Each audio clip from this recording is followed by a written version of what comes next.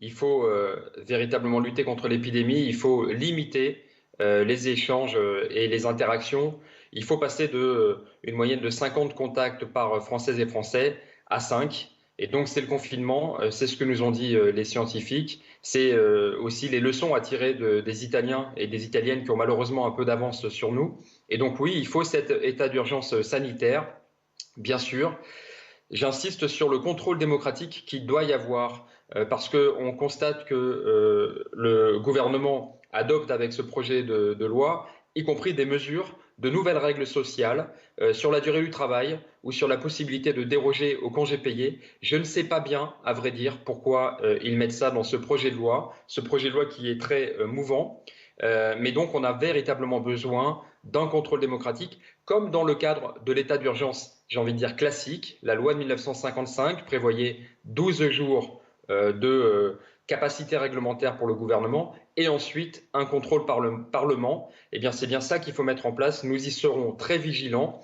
Il y a une totale priorité des écologistes à la santé publique. Cela doit se faire dans un contrôle démocratique et sous le regard du Parlement. Il y a aussi cette inquiétude très grande des salariés face à la maladie, mais également des entreprises. Le MEDEF s'alarme de tous ceux, nombreux, dit le MEDEF, qui sont prêts à faire jouer leur droit de retrait avec des risques d'arrêt de l'activité économique. Qu'est-ce que vous en pensez ?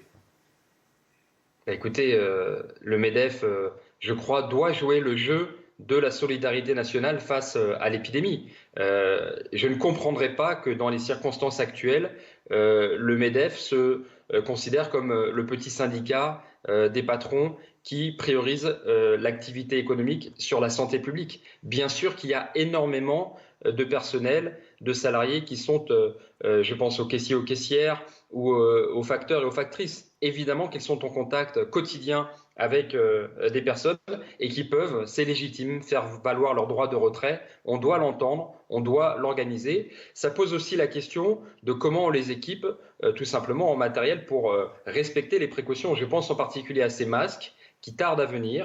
Dans certains pays, les policiers et les policières, par exemple, bénéficient de masques, de gants. En France, on est encore en retard. Ça posera des questions, je pense qu'il sera utile d'étudier après la crise. Ce n'est pas le moment de polémiquer. Simplement, bien sûr, qu'il faut défendre ce droit de retrait. Nous avons encore une fois un service public exemplaire, des soignants et des soignantes en particulier, qu'il s'agit, j'invite tout le monde, qu'il s'agit bien sûr de soutenir, mais également eh bien, les personnes qui ramassent les poubelles sont aussi évidemment en première ligne puisqu'ils traitent des déchets des personnes malades comme des personnes non malades. Et donc Oui. évidemment, on peut comprendre leur inquiétude et il s'agit pour le gouvernement non pas d'écouter le MEDEF, mais d'écouter les inquiétudes et d'y répondre. Est-ce Écoutez, qu'il ne je faut pas crois à un qu'il faut moment vraiment... éventuellement recourir aux réquisitions pour s'assurer qu'il y a toujours du personnel qui livre les marchandises, et notamment l'alimentation ?